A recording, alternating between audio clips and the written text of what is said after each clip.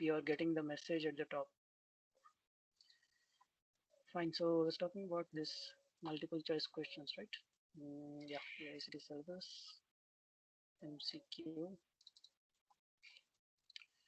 Hope the preparation is going on well because, as I told, I'm preparing a Moodle quiz for everyone, and everyone will not get the same question. So I hope you will be prepared when the test actually comes up. Okay, so we've gone through most of these questions. Okay, let's take up these questions.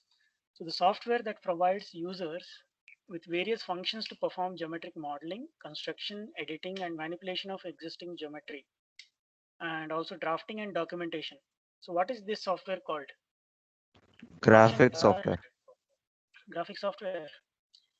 So we have operating system that controls hardware and the software. It is the main interface, you can say, between the hardware and software. Application software are specific software for different purposes, like Microsoft Office. We have Word, Power, Excel. These are all for office work. Similarly, we have Photoshop, for especially meant for photo editing. What is called graphic software. Some disturbance is coming. I request. So roll number 90. There seems to be some problem with your mic. Please keep yourself muted. Okay, thank you. So if you have a question, you can just raise your hand. I'm keeping a look of, keeping tab of who is raising the hand in the mobile. If someone is raising the hand, I will ask you the question. You can then unmute and ask the question. Okay. 2 minutes.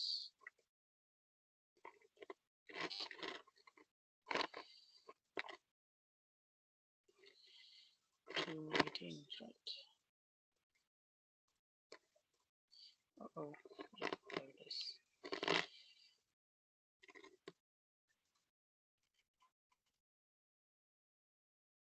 So graphic software is the correct answer here.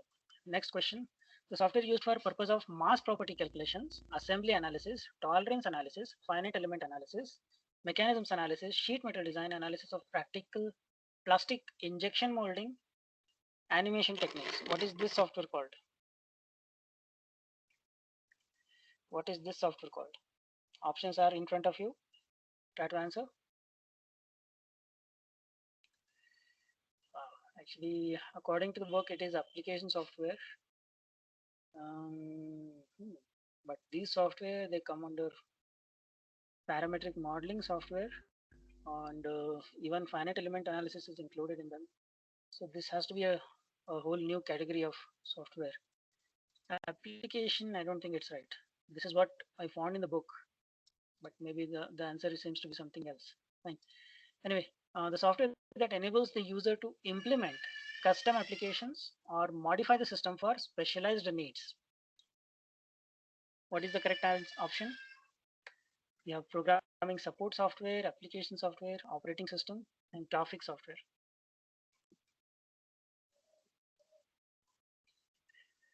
So what we are talking about here is applications, to create applications and modify the system. So this is where specially we have to program the softwares. Right? And if you know any of the languages like C programming, Java, and JavaScript, or Python, all these softwares, any of these softwares, if you know, you can make your own software, and that software can not only edit the system properties, modify the system, or it can also perform specific operations, whatever you are planning to do. Okay, like image scanning is there, scanning of image and finding out what is there in the image, stuff like that. Or you could be doing mathematical calculations for a few things. MATLAB is one example wherein it is able to implement whatever commands you give. It will do the specific calculations that you're doing, and it will provide you with the results. Then the following is not a graphics standard.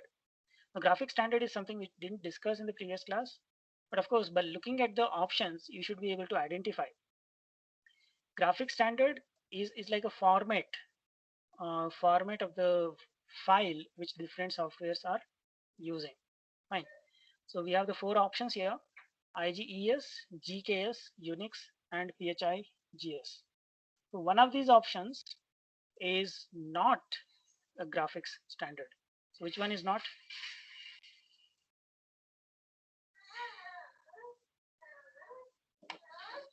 Give me a minute.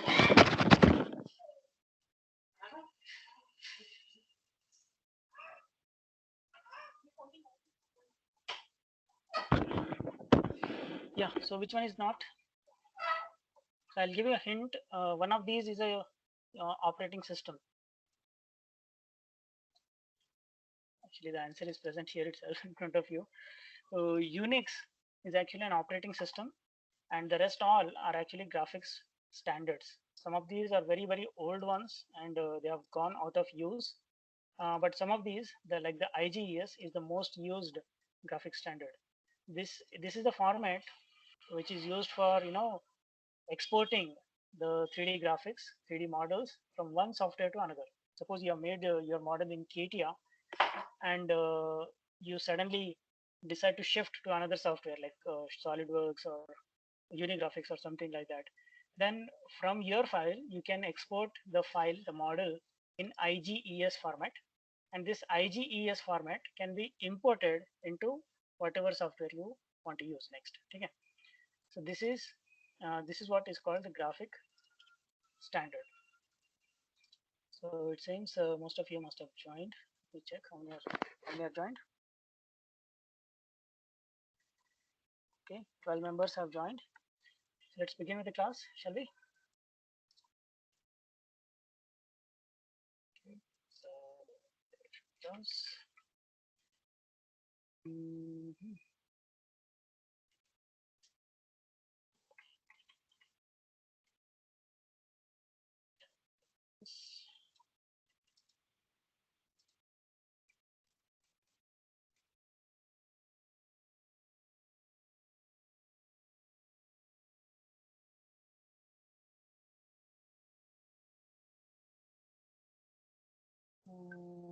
This one here is for the kinematics of machines. First, it's anyway, let me come back to this syllabus. Let's take the syllabus from here. So almost all of these topics we have covered. 2D and 3D transformations. 3D transformations we completed in the previous class, and we have done some problems as well on these. Okay, so now next we'll have to jump into the next unit actually, and that is the geometric modeling. Okay, so what is geometric modeling? What is geometry? You must have studied geometry for a long time in school, right? What is geometry? Try to answer it. What is geometry? Nobody knows what is geometry?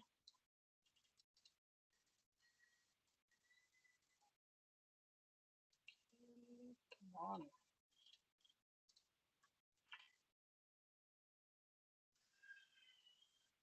Geometry. Simple question. Hmm?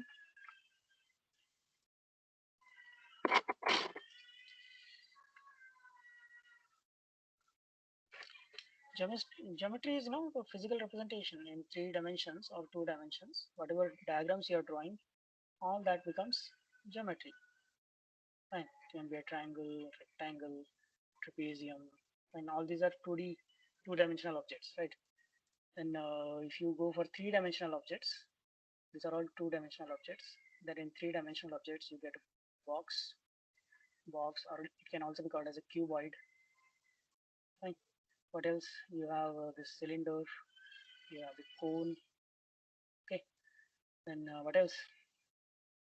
Any other shapes you can think of? You have the various prisms. Like in this case, this is what prism is this? This is a hexagonal prism, right? So similarly, you can have other kinds of prisms and all. Then you can also have irregular shaped objects. In isometric view, you must have studied so many different shapes, right? Okay, so such shapes you must have studied like,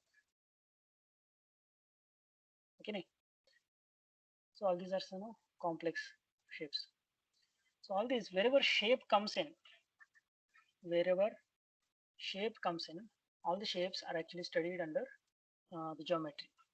Now, when you're talking about the geometric modeling, there are 2 to 3 types of geometric modelings that we usually deal with. Fine, 2 to 3 types of geometric modelings that we usually deal with. So what are those? Anyone? What are the different ways of modeling?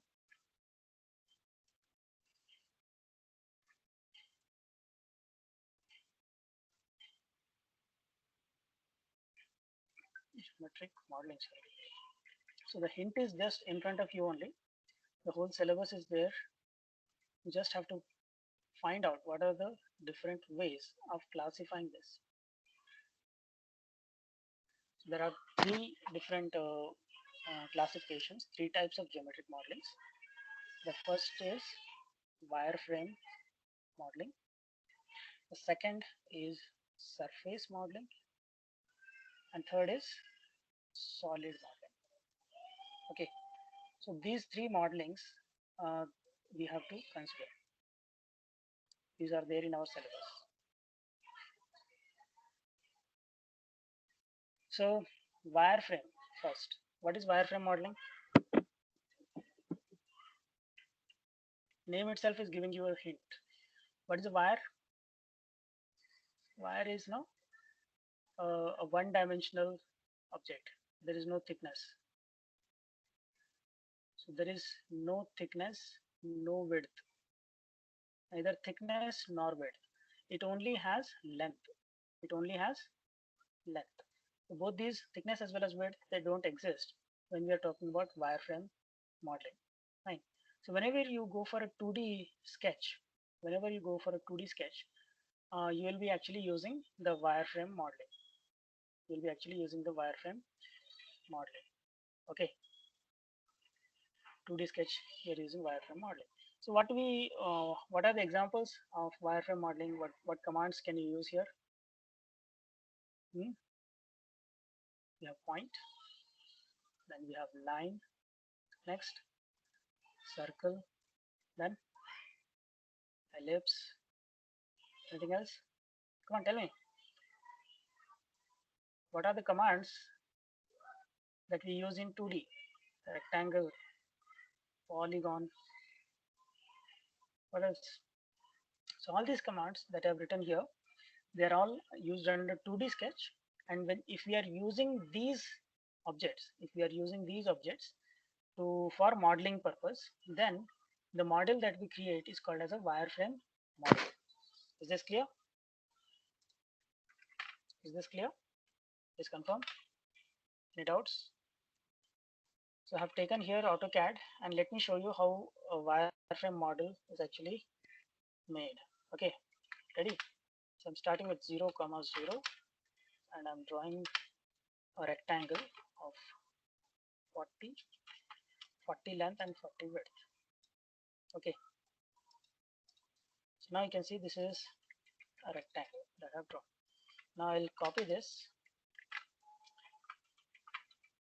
and the copy will be placed 40 mm above this. So that is not visible from this direction. So when I rotate, now it's actually visible, right? So now we have 2 rectangles, one at the bottom and one placed in the Z direction at a distance of 40 mm. Now if I join all these corners,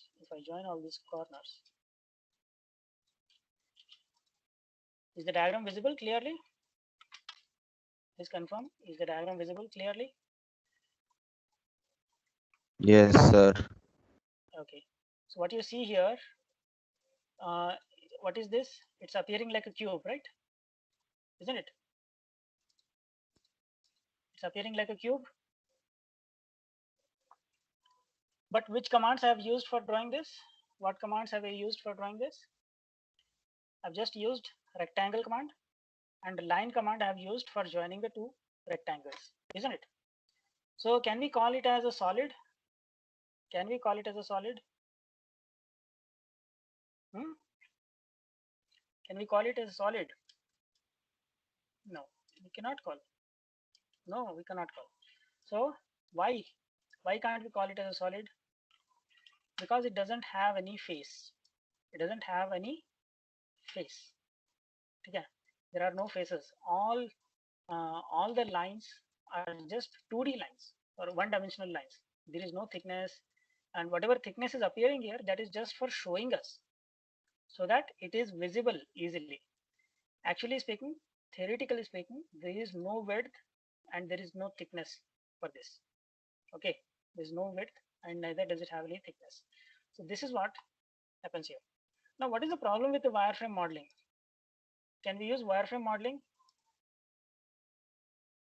Wireframe modeling has a few advantages as well. Like it's very easy to load. It loads very fast. We don't need very fast computers to do modeling in this type. Loads very fast, very fast it loads. That is another advantage. But there are also some disadvantages for this. Fine. So let me talk about disadvantages. First, let me take 2 copies. Fine. Now let us see what are the disadvantages. Now, what am I doing here? Uh-oh.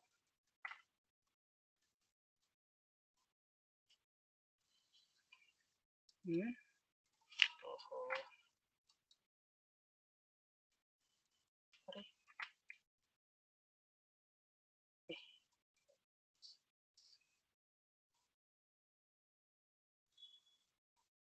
Why am I putting dashed lines? Anyone? Why am I putting dashed lines? These are hidden edges. These are hidden edges. Anyone is there in the class? It is so silent. Yes, sir. Yes, sir. So I'm getting a doubt whether you're listening or you have just kept your mobile at one place, gone away. So please respond. If I am asking question, you just respond. If you don't know the answer, just let me know. Sir, we don't know. I'll continue to explain. Right? So you see, both of these I've taken from the same diagram. But now here there is a difference I created, isn't it? So here this face is in the front. This face is in the front. But here in the second diagram, this face has gone at the back. Again, isn't it? Did Yes, I sir. take a different diagram? Did I take any different diagram? No, I used the same diagram, right? The same diagram I have used. And from this diagram, I can make out two different possibilities. Two different possibilities. Whether this face is in the front, then it will appear like this, or this face is going in the back and the other face. Okay, actually, I should show you this. Right? Let me take this color. So now here this face is in the front, but here this face appears to be in the front, isn't it? So the same diagram can give us two possibilities. Same diagram is giving us two possibilities, and this is what is called ambiguity or ambiguous modeling. Fine. Ambiguous means you can make out two different meanings. From the same diagram, you can make out two different meanings or two or more meanings. Fine. In this case, there are two possibilities. Fine. In some cases, more than two possibilities will also be existing. So this is what happens with wireframe modeling. This is what happens with the wireframe modeling. And hence, you must have guessed it by now, wireframe modeling is not preferred. Wireframe modeling is not preferred, especially if you're talking about 3D models, then wireframe modeling is not preferred. Wireframe modeling, mostly we use it, where do we use it? Application of wireframe modeling is where like tool path, tool path generation. Fine. So tool path generation, we use it in CNC machine. Fine. CNC, you already know, computer numerical control. that is CNC. So in CNC machine, what we do is we just make a program. We just write a program that is called part program. So we just write a part program consisting of alphanumeric characters. Alphanumeric. That means there will be alphabets like A, B, C, D alphabets will be there. Fine. And there will be numbers. Fine. So alphabets define what kind of command we are giving, and the numbers, they define a value, some quantity. Yeah, quantity by which it has to move, or in some cases speed, or in some cases allowances, all these things. Yeah. So part program consists of this kind of alphanumerical program, and this program is fed into the CNC, right? So when this is fed into the CNC, the tool will move according to these commands, and whatever component we want to manufacture will get manufactured, right? Someone's trying to call me. I'll take it up later anyway. So you understood this? So when I'm talking about this tool path, when you have to geometrically draw the tool path, then wireframe is preferred. In fact, we cannot actually use surface or solid model, right? So whenever we have to control the tool path, wireframe modeling is the only option that we can use. Next, let us go for solid modeling. विज्जत से किसको किसको change करना है, सब लोग का message करो sir.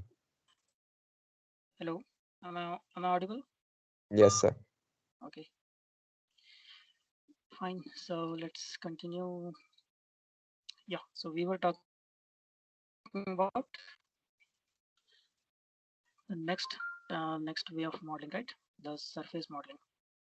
So what is surface modeling? Anyone?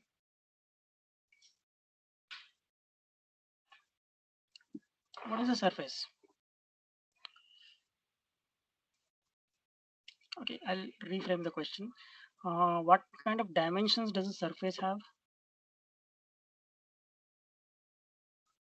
2D. 2D. So 2 dimensions. That means we will have length and we will have width. The third one, that is thickness. Will we have thickness? No, thickness we will not have. We'll just have length and the width, right? So surface modeling, again, will have various different methods. Okay, there are various types of surfaces available. Like we have the flat surface, also called as plane, right? And apart from plane surface, we have various different types. In plane, there may be different shapes again, like circle, square, rectangle, parallelogram. Okay, and this is trapezium, right? There may be various different shapes in the plane as well, but all these are basically planar surfaces. Then coming to the complex shapes, we have analytical surfaces, and then we have something called custom surfaces. Okay, analytical surfaces, and then we have the custom surfaces. So under analytical surfaces, again, we may have no ellipsoid, we may have a sphere, right? So those Sir, shapes. screen is not visible, sir. Oh, sorry.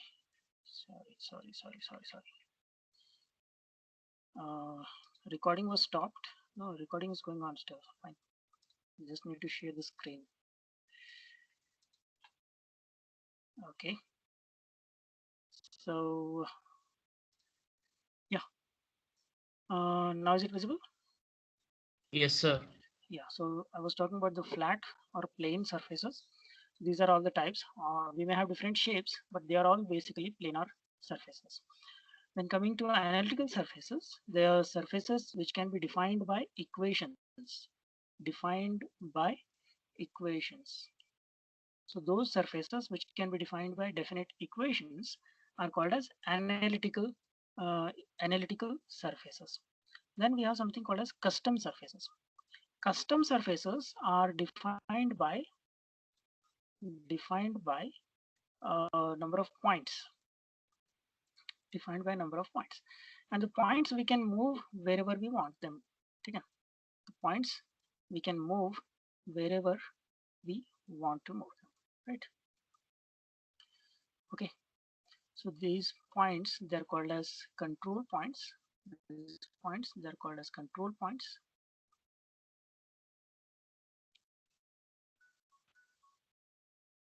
Right. The control points will make their own mesh like this, and these control points will define the surface. Fine. So the surface may be defined like this.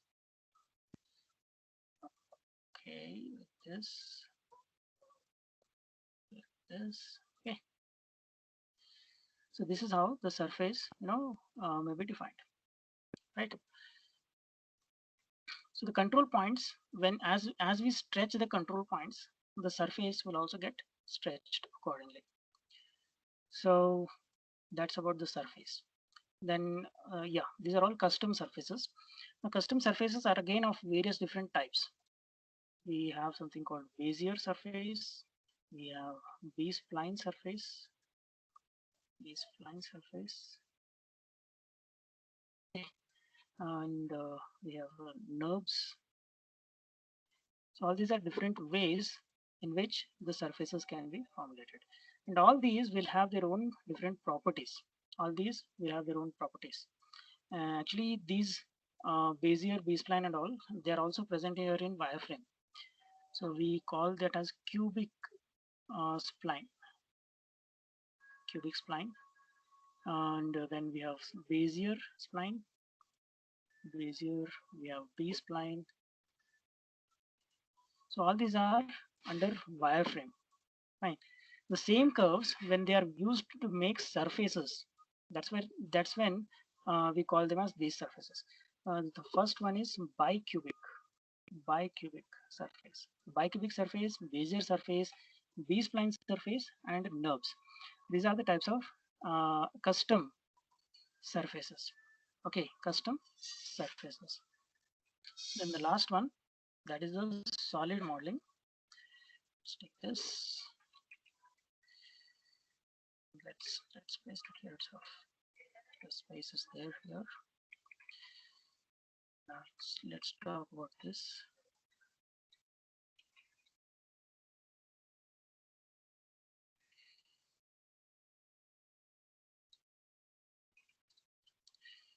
So solid modeling.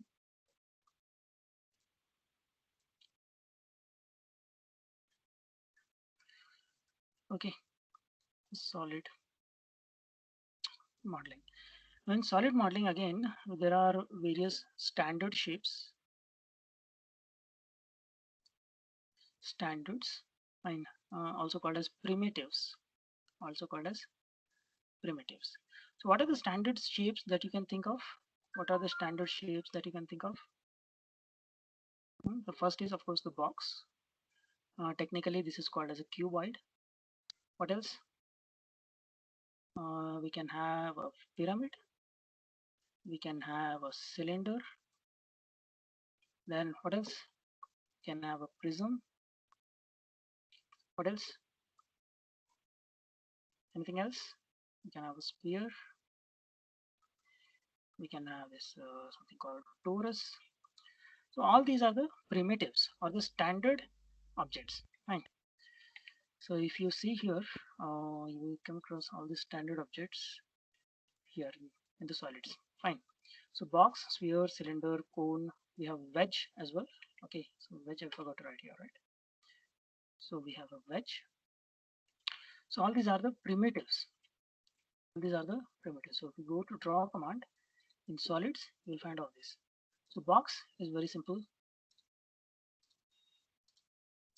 So this is a box.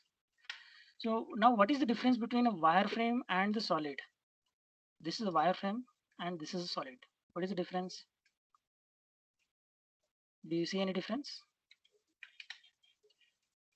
The difference will not be directly visible unless you change the shading method. Fine. So now you can see I have changed the shading. And now you can see that the difference between the two, isn't it? The solid you can see it is enclosed by faces. The solid is enclosed by faces, whereas the wireframe is not enclosed by the faces. That is a basic difference between a solid and a wireframe. Fine. So because of these faces, we will not have any ambiguity. Because of these faces, we will not have any ambiguity. So the kind of ambiguity we saw here in the wireframe, whether which of the edges are in front, which of the edges are in back, this kind of ambiguity will not happen because the front faces will hide whatever edges are going behind. Okay, so that is the biggest advantage of having this solid modeling. Okay, so the class ends at 3, right? Okay, so let's go ahead and see the other solids. We have the sphere, then we have the cylinder. Okay, so these are all the standard primitives available to us. Let us see some more. A cone. Fine. Then we have the torus, bigger diameter, smaller diameter. Fine. This is a torus. Then lastly, we have something called wedge.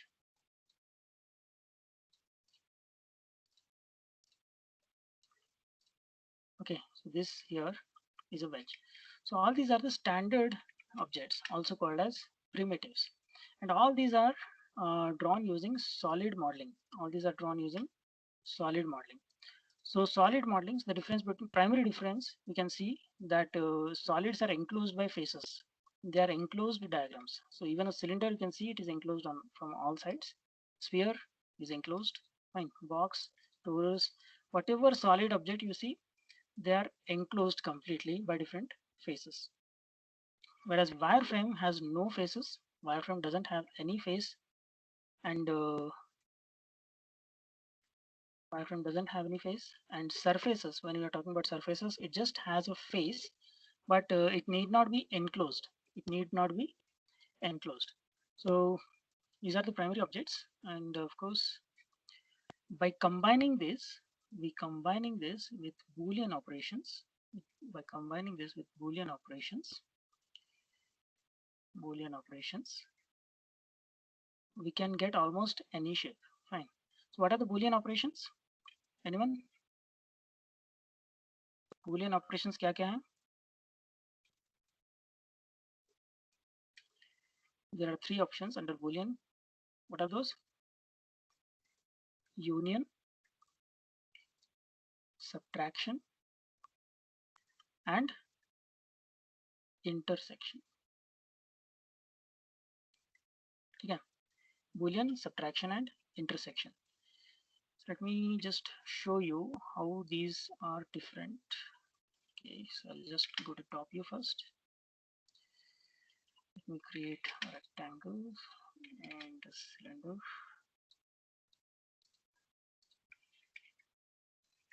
Rotate this.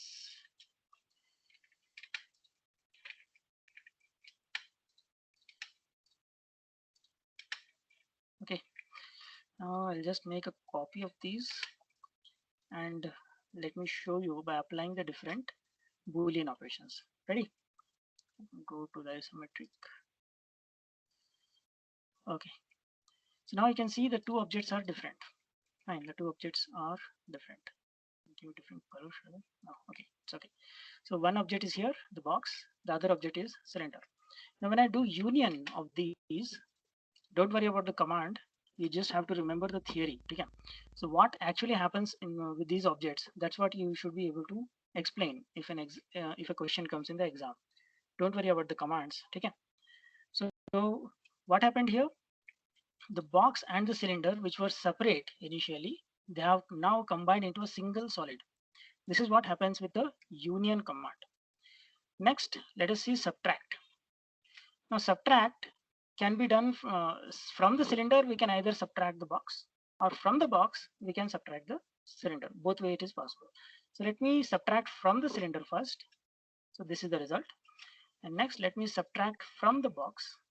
So we get this. Fine. So these two objects we have obtained by using subtract. So from which object we subtract the other, depending on that, the shape we obtain will be different. And finally, let us see interference. Interference. Intersect. Intersection. Fine. So this is what happens with intersection. So what happened here? Whatever the overlapping object was there, that has been retained. And whatever objects were not overlapping, whichever part of the objects were not overlapping, they have been removed. This is what happens with the intersect. This is union, this is subtract, both these are subtract. And subtract, we have done one object from the other, first object from the second, or second object from the first. And finally, intersect. Intersect is wherein will be remaining with the intersecting or overlapping volume. Okay, so that's what happens here in the Boolean operations: union, subtract, intersect. So by using these operations, we can get almost any kind of complicated shape that we may want to get. Fine. So these are the primitives, these are the methods, and apart from these, there are other methods also. Solid modeling has basically, two types, you can say. One is CSG. What is that? The full form: constructive solid geometry. Constructive solid geometry. Constructive solid geometry. This is one way in which solid modeling can be done. The second is boundary. Fine, boundary method. The first method is called CSG method, constructive solid geometry method. The second is the boundary representation method. Okay. So both these methods we have to understand both these methods when it comes to solid modeling. Fine. So all this we have to study in detail under this chapter. And the final part, there is a final part wherein we will have to deal with finite element modeling. Now, when you're talking about finite element modeling, this is a complete different subject actually, and we have been told to study this as a part of a single unit. So it will be really difficult for us to decide in how much depth we have to study this. Fine. So at least the basic steps that we are taking for finite element modeling, we should be perfect. Okay. So in finite modeling method, what happens is,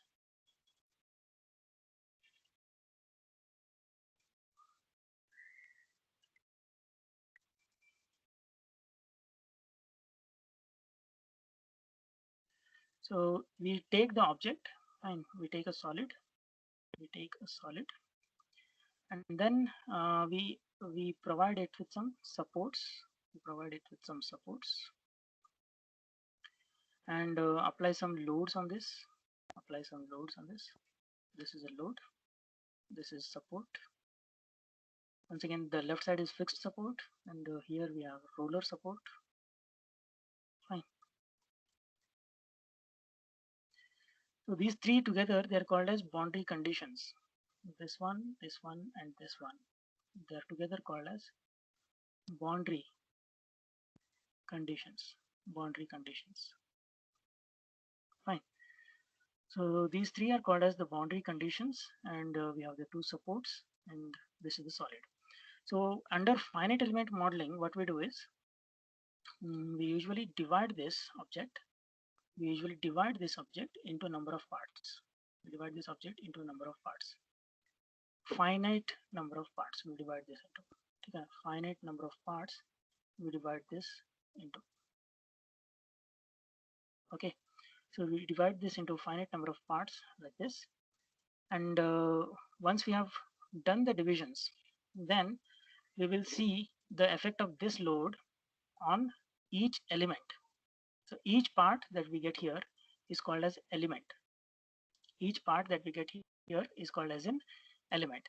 So since we are using finite number of these elements, that's why the name comes finite element modeling. So whatever solid model we make, we first divide it into a number of elements.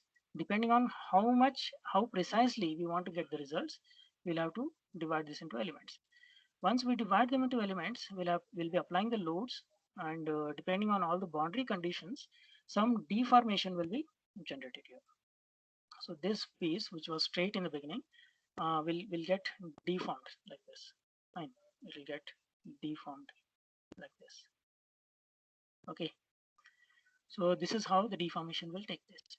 So after the deformation, you can take care of various other things like stress, strain, deformations, fine, shear force, bending moment.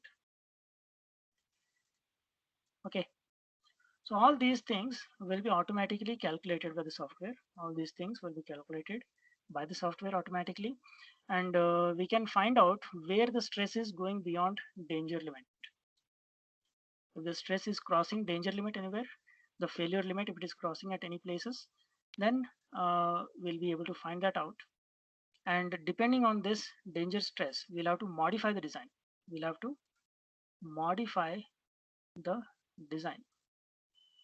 We'll have to modify the design, and this modified design will again be testing it. So till the stress remains within the safe limit. Yes, ma'am.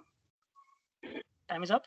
For the supports and restrictions or boundary conditions, sir. They are together, load as well as the supports together. All these things are called boundary conditions. Load is also included in boundary condition. Supports, whatever supports we want, they are also included under boundary conditions. Okay, Yeah? sir. Okay. So this is like a common term used for all those things. This is like a common term used for all those things. We'll of course study in more detail about what are the different boundary conditions. And if you're studying any of the software, like if you go for ANSYS, under that there will be various different boundary conditions. Fine, we'll be applying force, we'll be applying pressure, there may be weight, there may be weight is of course calculated from density. There may be other kinds of forces acting. It may be due to wind, drag, lift, all these things, which are affecting, which are the inputs for the deformation. All those things are called boundary conditions. Okay, all those things are called the boundary conditions. So of course we'll be dealing with all these things in very very detail when we go into the concepts. So today's aim for me was to just give you an overall idea, a kind of summary I wanted to give you, a summary of this whole unit I wanted to give you, so that you will know what to expect in the coming classes, so that you can know what to expect in the coming classes. Okay, so now as we go with the next few classes, we'll be taking each of these parts separately, and we will be dealing with all of them in detail. Right. So for example, when it comes to cubic spline, Bezier, and B-spline, we will have to learn how to get the equations depending on the number of points, and how to generate the equation with that equation, how to generate the curve. All that we have to study. Fine, for all these. Then you see we have synthetic, we have curve fitting, definitions of cubic, Bezier, and B-spline. We'll have to learn the properties of all these curves. Properties we'll have to learn. Fine. So these are theory questions, and there may be problematic questions also. Problems will be basically like a number of points will be given to us. A number of points will be given to us, and we have to find the equation of the curve which will pass through all these points. Fine. The points themselves, they are called as control points. The points themselves are called control points, and the curve that we get, that is called one of these curves. Fine. The same way, when we go for surfaces, we'll have to see what are the different types of surfaces, and these commands are also there, like blend, intersection. These are some of the commands. Surfaces of revolution. Yeah. Blend is like loft. Loft is what is called in most of the softwares. Intersection, you have seen what is this union command you have seen. Okay. Intersection of surfaces also is very very important. a lot of times we'll be using it in modeling. Solid modeling, again, solid entities. We have, see, Boolean operations are there. BREP, boundary representation method. CREP or CESG. Fine. Those are the two approaches used in solid modeling. Then feature-based modeling. This is something which the newer softwares are making use of. Fine. So each command is called as a feature, and the feature gets recorded in the navigation.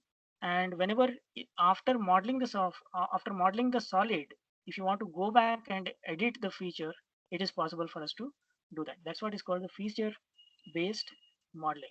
Fine. The concepts and applications, you must have. You must also remember some of the software and how they are utilizing the feature-based modeling. And then lastly, under solid modeling, we have something called assembly modeling. So I'll be giving you a lot of examples. Actually, we have built a very detailed list of various assemblies already here. So for machine drawing, you must have already seen, right? So a few of these examples we will take up. A few of these examples we'll take up. We will see what is a feature, how the assembly works, and as soon as the part model is changed, the same takes effect in assembly as well as drawing. So everything is connected.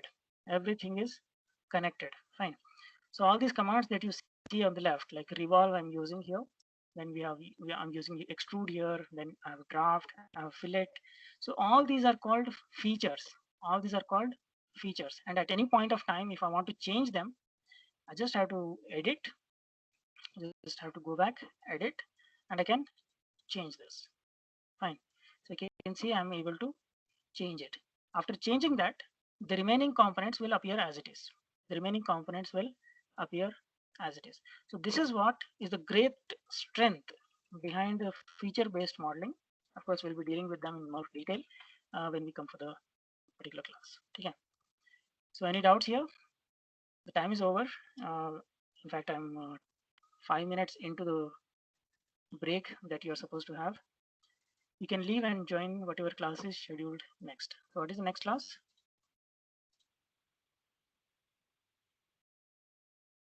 What is the next class? Please unmute and tell me. Sir, there is no class. Only, sir. Okay. This is No the class. last class, sir. Okay. So this recording, before uploading, who is going to upload the recording?